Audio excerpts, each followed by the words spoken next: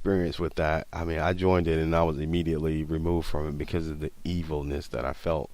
Um, I don't, I dove a little bit more into that on a previous episode. I don't really want to get a lot into that. It was just a dark feeling, and I ran to a church to try and escape that dark feeling, and I ended up joining that church.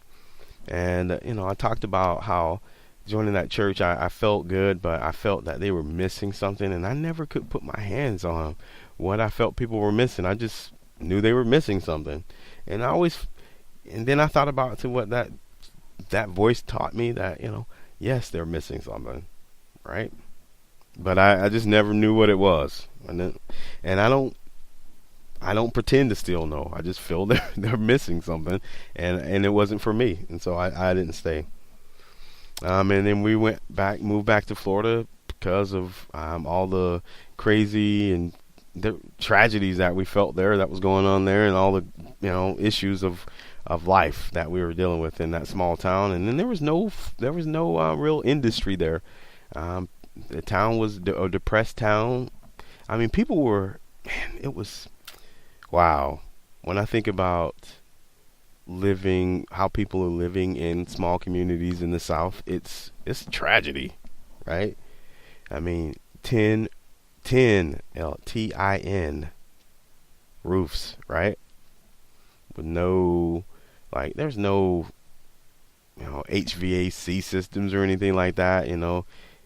The house isn't really insulated. It's just four walls put up with some rooms and things in there, and a little bit of few dimensions on there, and some stoves around the house to keep the house warm, right? With a tin roof, right? Right, man. And no industry there. Most of the town work for GA Foods, right? Just a little outfit that produces like lunches for cafeterias and things. Not a big and just not a big industry place there. So we moved back pretty quick. And I mean, that's when I started to really get into trouble when we moved back to Florida. As a 15-year-old, 16-year-old, I was hanging out with my cousin from Georgia from this marriage.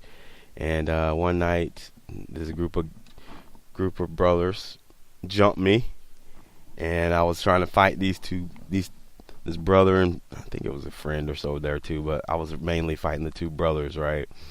And my cousin was there, and he wasn't helping, and my mom comes kicking out the door with two butcher knives. Rawr! Like, better get off my son, right? I was like, Mom, I got this. Don't worry about it. I was handling it. Don't worry. I had him right where I wanted him. We got it. But I was a little concerned that I didn't have any backup there, though. But the very next day, my next door neighbor, June, I mean, this is my brother. I still consider him that. He comes out and he asked me if I like wrestling, and I was like, what? No, not really. He's like, you should watch it because of what I saw last night. Yeah, that was funny. He's like, no, dude, but I saw you handling yourself with two cats, man. That was crazy. So, yeah, man. So after that was June and the gang, man. We was from that point on, hanging out with him, and he was a good dude. Married, some kids, always, just working and hustling with for his family, and being a family man. And I respected that about him. But we were stuck in this society, people. This I don't even know how to explain it to you. It was just this world that we're caught up in, in which you're trying to do right and be good, but there are no role models. There's nothing for you to look up for. I mean, unless you're bouncing a ball or catching a ball, or unless you're very bright, like you really are off the charts bright. You're stuck, man. You're stuck doing what your parents did, whatever that is, or your grandma or whatever. So if your mom, grandma flipping beds at a hotel, motel, that's what you're gonna do, right? Because that's what you know, and nothing wrong with that. But trying to get up out that and trying to be something, trying to live the dream where they say if you work hard, you'll have something. Man, we didn't see that in the ghetto, man. That's a lie. That's false, right? So we just hustled, and then they come in and break that down. That's what we saw, that we're just trying to make a living, right? And whatever means that we can. So that's what I saw. Came to see.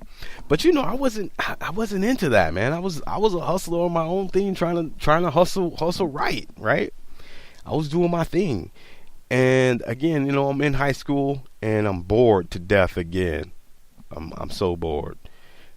But I have great teachers who are willing to let me express myself for a few minutes in class. Miss Adcock gave me, me and my boy, we called him Kemp because he looked like Sean Kemp. She give us 5-10 minutes towards the end of class every day for a skit, for me and him to just get up there and dance in front of the class, or we just do a quick play, or give a weird speech, whatever we just wanted to do, man. It was our time. And so she knew that was the only way that was going to keep a bright light like Marlo at class, man, because I would go to him like, I'm bored, and so I withdrew from school. Like, as a 17-year-old, I just was like, I'm done.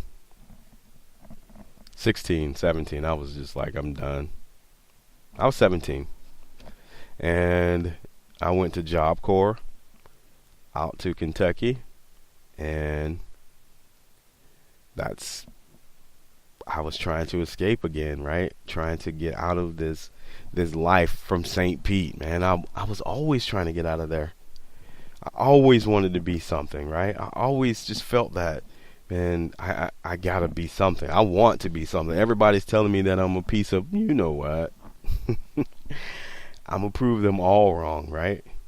So I went out to the Job Corps, got my GED in like a month, just took the test and was gone. We're done with that. I picked a trade, took up drywall and painting. I was done with that in like 3-4 months. And I was like, okay, I'm ready to be placed. Put me somewhere. Let me get my career going. And they're like, oh, sorry, you're only 17 still. We can't do anything with you. Man, I was so angry. Because I'm like, man, you brought me, you sit me up here telling me, sold me these dreams that I was going to be able to do something, and you'd be able to send me somewhere outside of St. Petersburg where I can go and start a career. It was a lie. I came home so angry. I came home in, I think, March of 1994, 95? March of 95. I came home in March of 1996. So angry, right? Just frustrated that I've spent this time up there. They lied to me. And yeah, so I came home with a chip on my shoulder. And I'm coming home to this crappy experience again. Just, nothing to live for, right?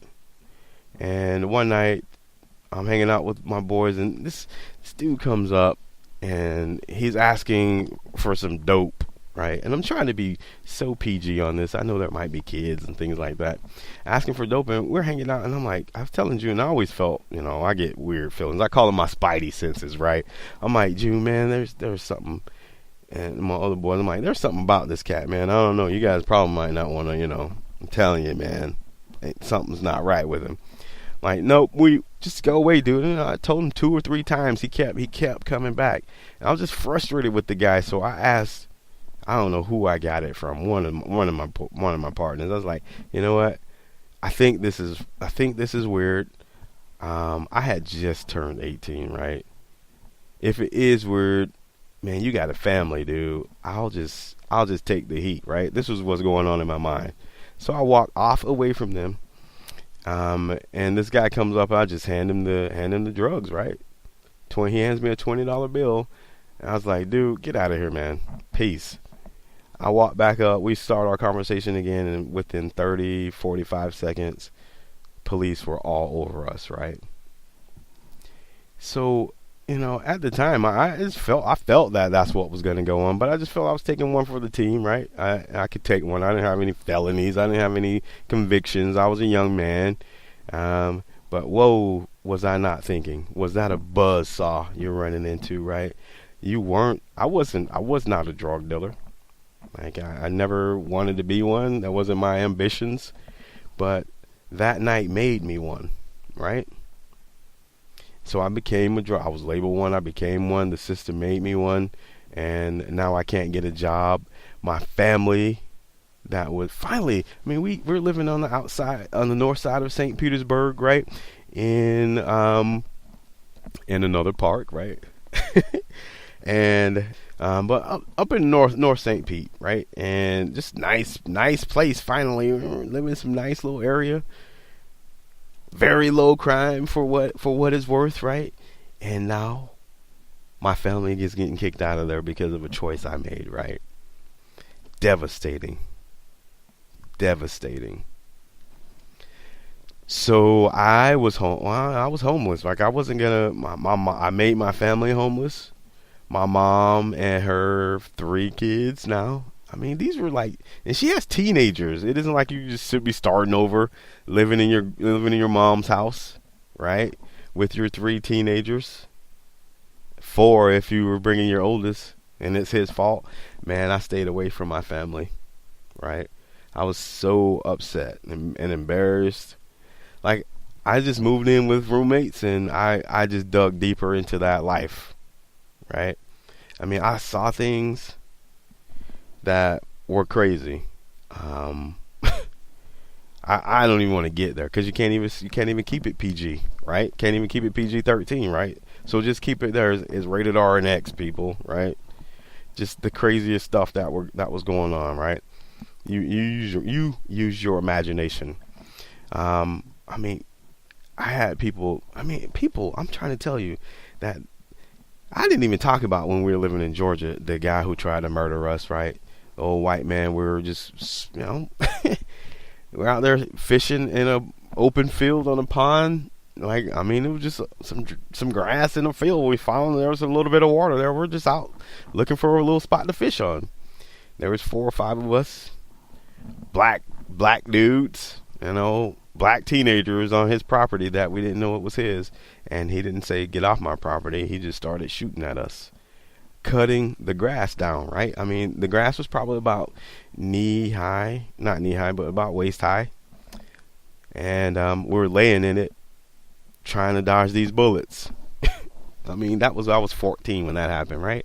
And then, I'm moving forward on this, and now I'm a 17, 18-year-old, and I still got people, and I'm stuck in this life again. I'm 18, and I'm labeled a thug and a drug dealer, and and so that's what you do now.